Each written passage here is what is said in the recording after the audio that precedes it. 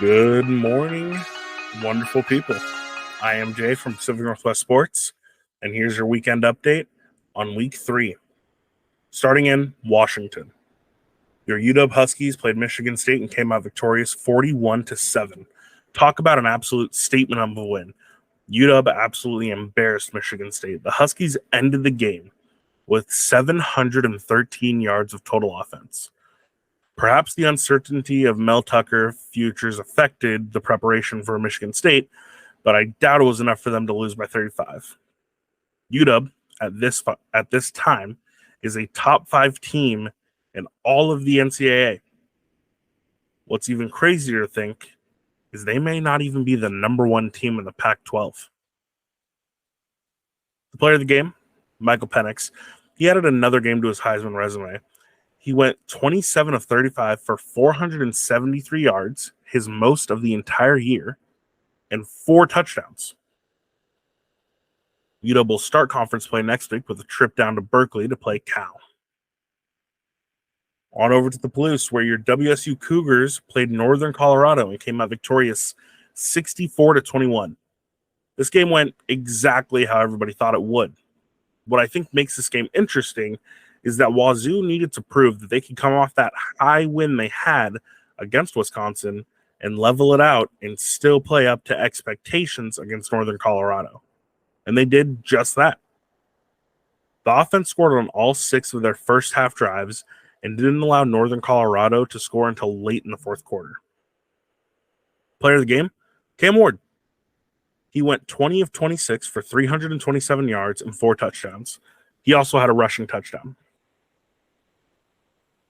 WSU opens up Pac-12 play at home with an extremely tough game versus an amazing Oregon State football team next week.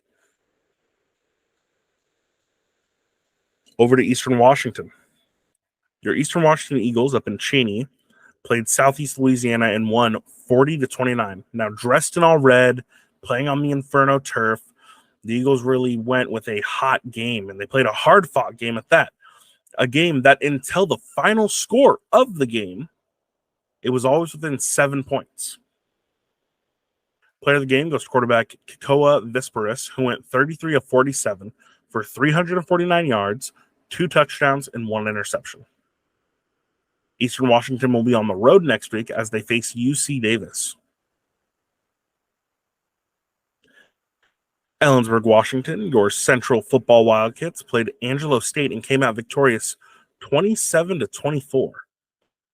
It was an amazing way to get your first win.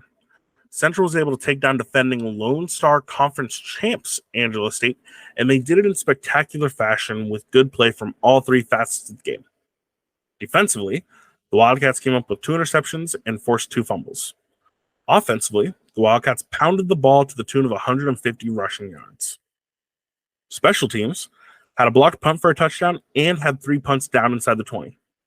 When you can dominate and control a game like that, it's going to lead to wins. Central's player of the game, Patrick Rogers, he had 14 tackles.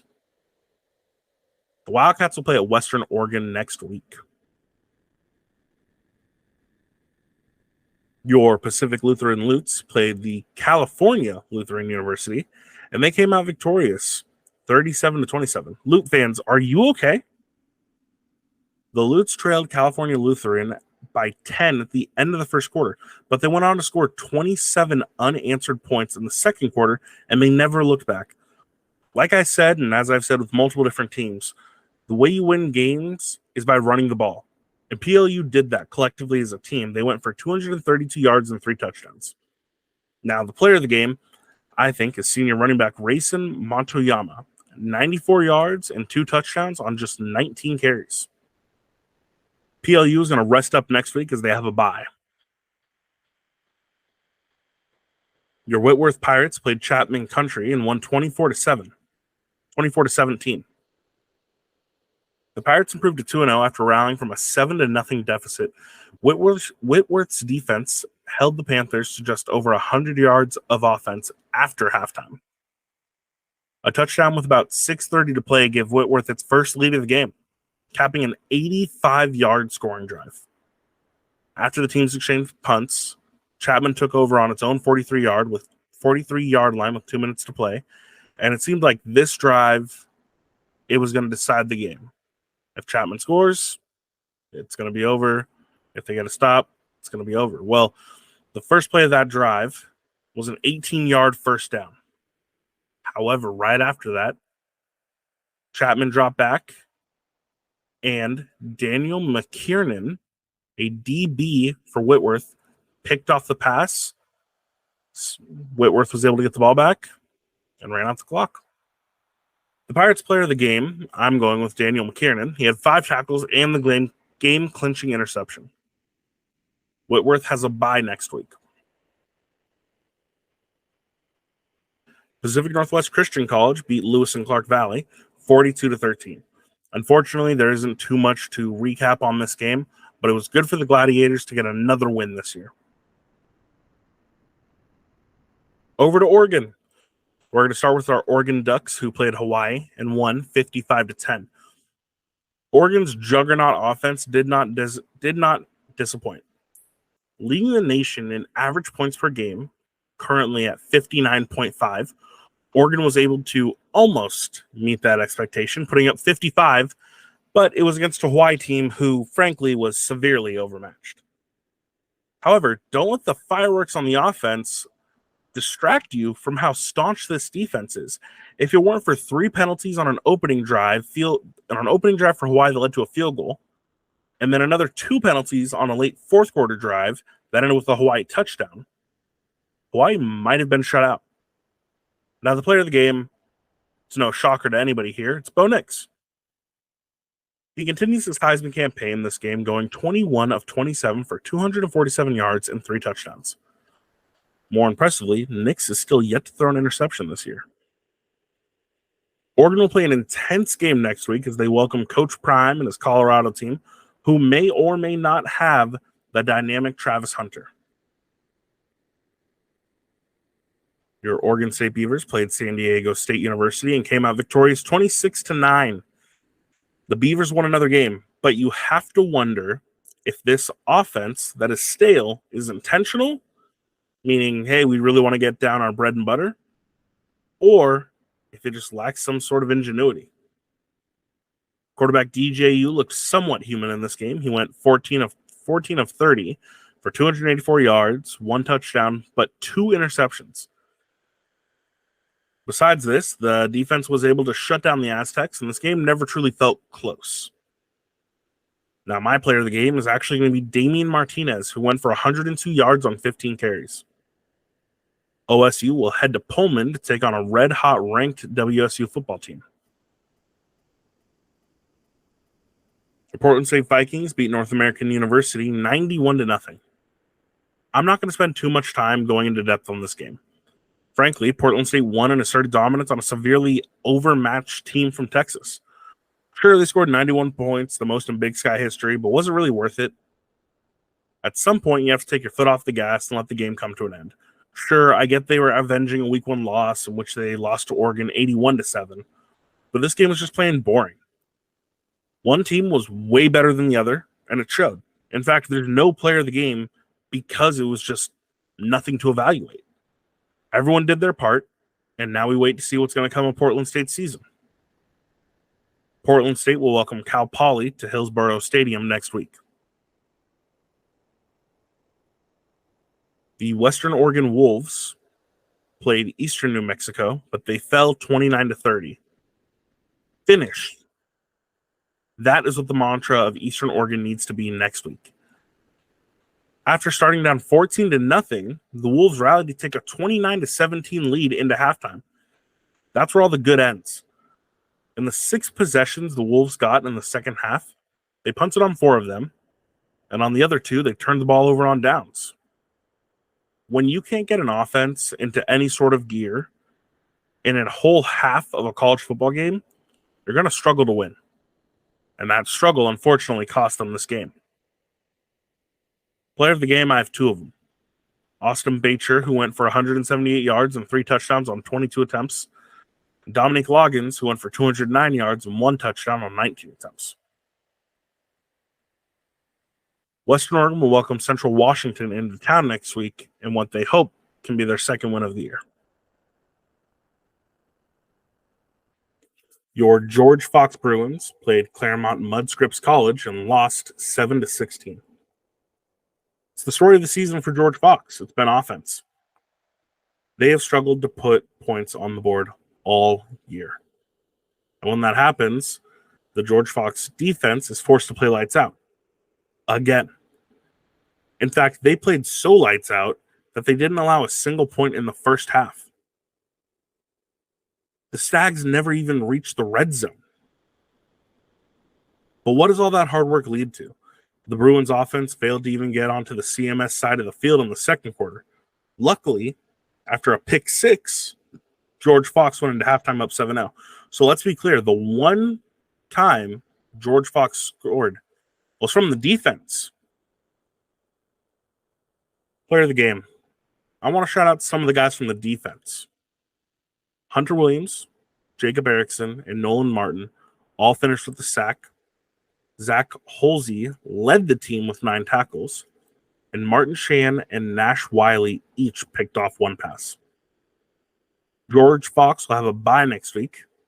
Hopefully, they can find an identity for what their offense is going to do.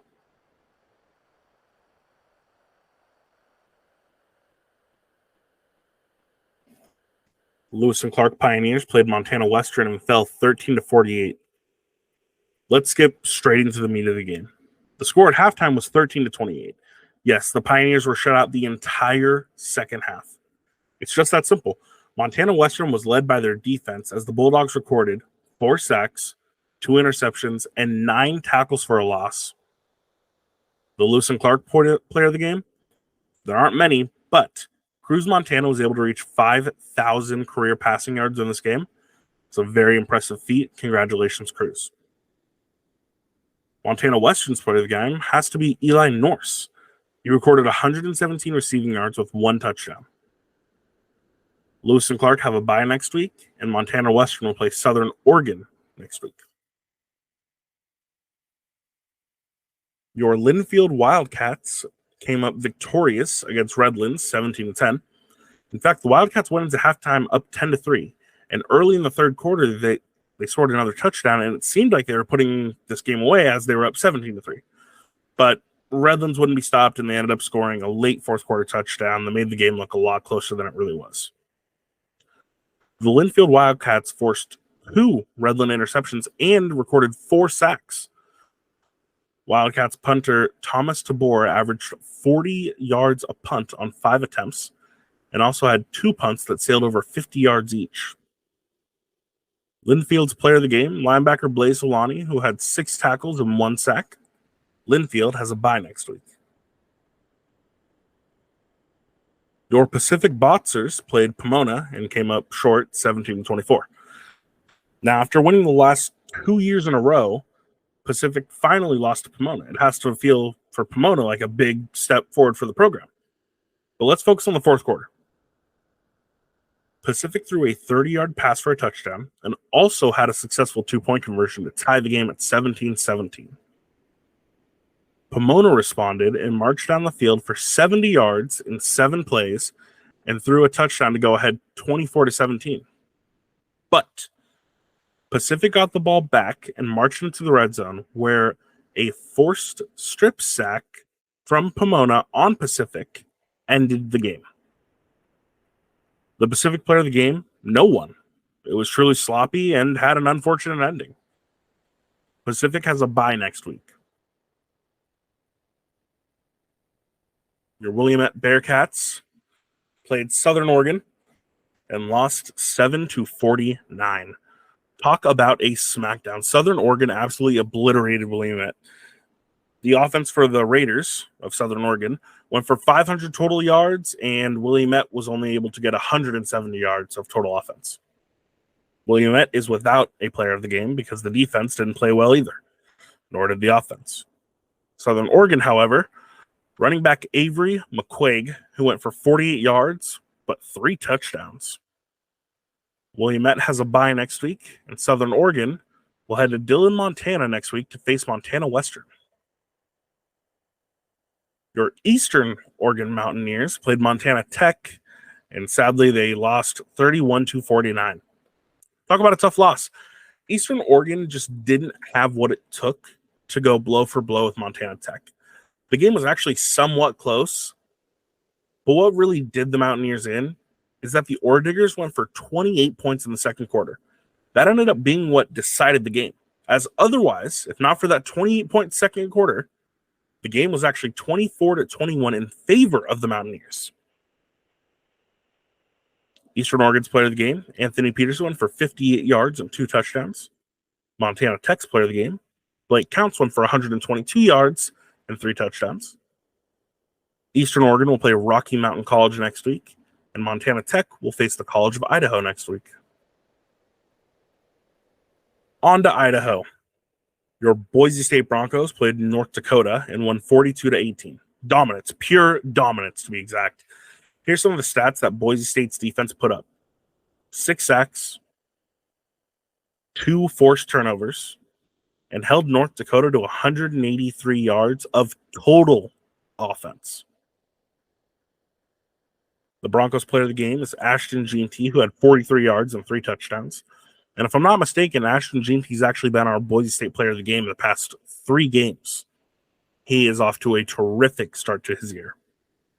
The Broncos will face San Diego State next week. Your Idaho Vandals played Cal and unfortunately lost 17-31. I'm not afraid to admit when I'm wrong, but for a brief moment when Idaho was ahead 17-0 over Cal, I felt like an absolute genius. Sadly, the offense stalled about halfway through the second quarter, and Cal was able to score 31 unanswered points. Giovanni McCoy actually came back to earth this game. He went 28-46 for 278 yards and without a touchdown. However, he was able to rush for 33 yards and 1 touchdown, but through the air didn't get anything. The player of the game, Hayden Hatton, who went for 8 catches and 80 yards. Idaho will welcome Sacramento State into Moscow next week. Before we move on, I wanted to comment on Idaho. Do not be surprised if they run the table and end up as a top 3 seed in the playoffs. Now, I understand they play in the Big Sky and they have some amazing competition, which they do. But this Idaho team is really, really special. And I think they're going to turn a lot of heads before the year's over. The Idaho State Bengals played Northern Iowa and unfortunately lost 17-41. The silver lining is that even though Idaho State is 0-3, they haven't started conference play yet, so the losses don't really matter. Idaho State went for 400 yards to the air, but only totaled 28 yards rushing. Now, you could look at that and say, oh, well, 400 yards to the air, yeah, that's great, but they weren't able to actually get anything going and were pretty much out of this game the whole time, so a lot of what you're seeing is just garbage stats. No matter how you look at it, it's not impressive. ISU's player of the game, quarterback Jordan Cook, who went for 23 of 35 for 249 yards and 1 touchdown. ISU will welcome Northern Colorado to Pocatello next week. On to Montana. Your Montana Grizzlies played Ferris State and won the game 17-10. In Montana's first ever blackout, they got the win. But it wasn't without its own scare. Montana went into halftime down 10-3. However, Montana was able to put 14 points up on the board in the third quarter, which really put this game away. University of Montana's defense came into play, and it showed with haymakers being thrown and consistent tackling throughout the day. In fact, 2 of Montana's scores were 1 to 2 yard runs that they had to dig deep for. It almost looked like a rugby scrum of some sorts. Montana's player of the game, Eli Gilman, who went for 86 yards and 1 touchdown on 19 carries. I also want to shout out linebacker Braxton Hill, who had 15 tackles. Montana will head down to Flagstaff to play Northern Arizona next week. On to the University of Montana Bobcats. They came victorious against Stetson, 57-20. Where do we really start, though? All right. Montana State scored on 9 of its 10 drives that didn't involve closing out a half. That win was Montana State's 21st straight home victory, the longest active streak in all of Division I football. As normal, the Bobcats were dominant on the ground, rushing for 342 yards. It's hard to name one player of the game, but if I had to, it would be senior linebacker Nolan Askelson, who had 7 official tackles. But boy, it seemed like he was around the ball and was around every single play. MSU will open up conference play in Ogden as they look to face Weber State next week. Your Carroll Fighting Saints beat Rocky Mountain College 21-20. Carroll has a flair for the dramatic. After winning last week's game on a last-second play, they decided they wanted to do somewhat of the same. Only this time, they wanted to score 21 points in the final 8 minutes of the fourth quarter. Here's a summary of those final 8 minutes. Buckle up because it's going to get crazy. Junior quarterback Jack Prika led a 10-play, 75-yard drive to get Carroll on the board. Now, after holding up their end of the deal, the Carroll defense would provide another stop. Just 3 plays later, Karchin Ocha would rumble into the end zone on a 27-yard catch and run. Again, the Carroll defense stood tall, forcing a Rocky 3-and-out. Now facing a 3rd and 10 from the 39-yard line, Jack Prika and Carson Ocha would link up once again. The 39-yard touchdown tied up the game 20-20, and the field goal got them to a 21-20 lead. For the last time, the Carroll defense came out, and they would hold ground, forcing a turnover on downs and allowing the quarterback, Jack Prika, and the rest of the offense to set up a victory formation. Now, this Carroll team has flair and just refuses to lose. Some might call this luck, but when you consistently win games in fashions like this, it's usually more than luck. Maybe, just maybe, Carroll is on its way to a very special season. The player of the game, quarterback Jack Prika. He went 28-45 for a program record 407 passing yards and 2 touchdowns. Rocky Mountain's player of the game was senior DB Wyatt Brusfin, who had 8 tackles. Carroll will play Arizona Christian College next week, and Rocky Mountain will play Eastern Oregon next week. Now, your MSU Northern Lights played Arizona Christian University and came up short 20-21. This loss is hard to sum up. MSU just didn't capitalize when they had chances, and it came back to kick them at the end when they lost by 1. After dancing and spitting away from defenders, Arizona Christian University was able to have their quarterback connect with their wide receiver for a game-winning touchdown with just 11 seconds on the clock. It's heartbreaking, truly. MSU's player of the game was junior linebacker Lucas Thacker, who had 1.5 sacks. The Northern Lights have a bye week next week. Over to Wyoming. Your Wyoming Cowboys played Texas and lost 10-31. But I have never seen a score be more deceiving.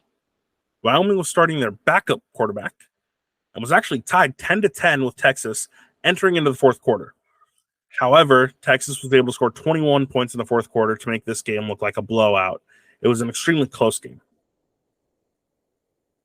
Wyoming's defense actually held Texas to 316 total yards, which is 150 less than what Alabama could hold them to. So maybe, just maybe, Alabama isn't as good as Wyoming. I'm joking, but something interesting to think about.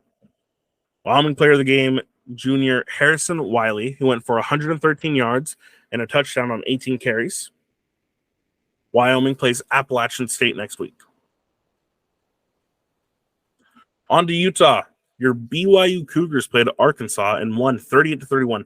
Now, they were down 14-0, in which 2 touchdowns from Arkansas came on a punt return and a long touchdown run. I thought Arkansas was going to beat BYU by 35 points. However, BYU's defense was amazing. They had 4 sacks, 6 tackles for loss, and most importantly, held the Razorbacks to just 2 of 13 on third down. Now, I said last week you can't win games against tough opponents, and BYU has officially decided to go all in on true freshman running back LJ Martin, and it's paying off. Quarterback Keaton Slovis is playing well, and if he can limit the erratic throws, BYU might be able to win enough games to become bowl eligible. I mean, they're already halfway there. Now, BYU's player of the game is LJ Martin. He led BYU on the ground with 77 yards and 2 touchdowns on 23 carries. BYU will head to Kansas next week for an extremely tough game. Your Utah Utes beat Weber State 31-7. Now, Utah won the game in impressive fashion.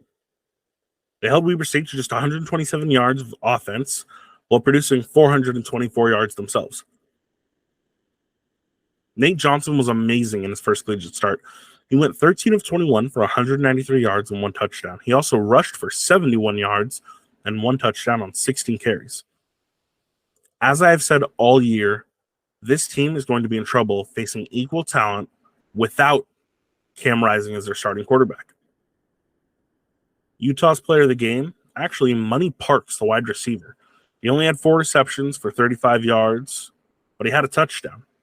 And each game he has played far beyond expectations. Utah will open up conference play against UCLA next week. Now on to your Utah State Aggies, who played Air Force and lost 21-39. Air Force scored touchdowns on the first 4 times it touched the ball, and they never looked back. 2 of Air Force's first half touchdowns came after turnovers by Utah State. And after the second one, an interception thrown by Cooper Legas, he was replaced with true freshman quarterback McKay Hillstead. And McKay Hillstead played amazing. He went 18 of 27 for 202 yards and 3 touchdowns. Cooper Legas isn't getting his starting job back. The Utah State player of the game, McKay Hillstead. I mean, I just said, as a true freshman, 3 touchdowns. Impressive. Utah State will play James Madison next week.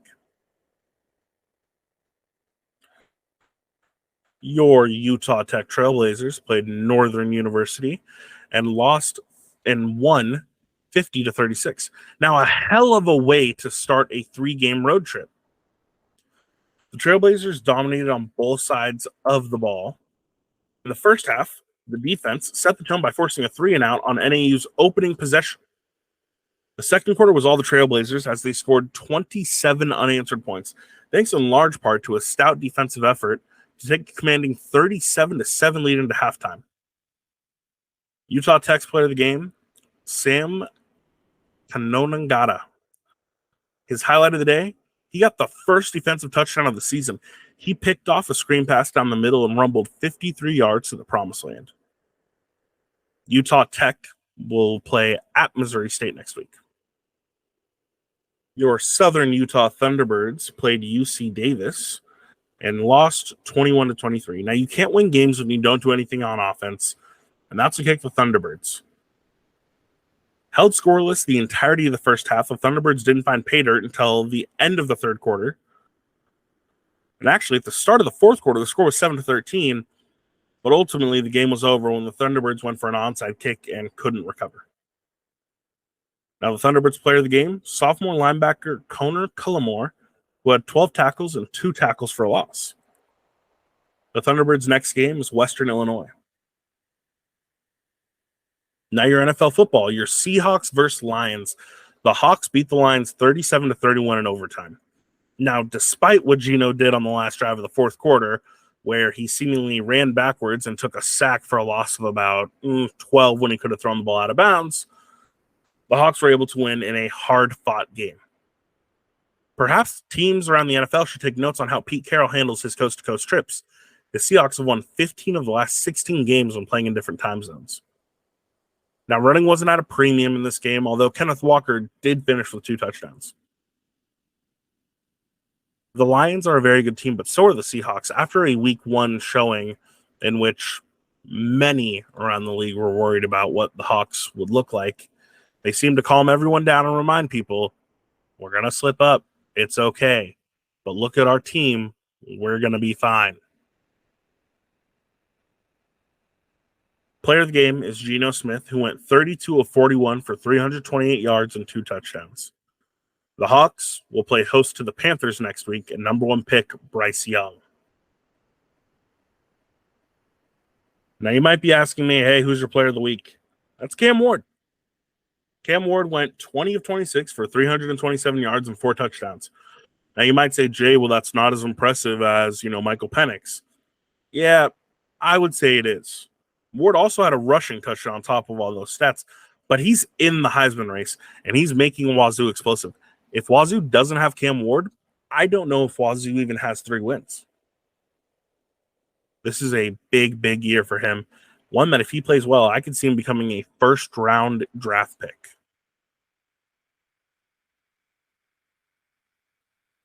Now, the game of the week, what more could it be? It's Wazoo versus Oregon State. I have Wazoo winning 42-35 with a caveat. It's a battle of undefeated teams on Pullman. Also, the only 2 remaining teams in the Pac-12.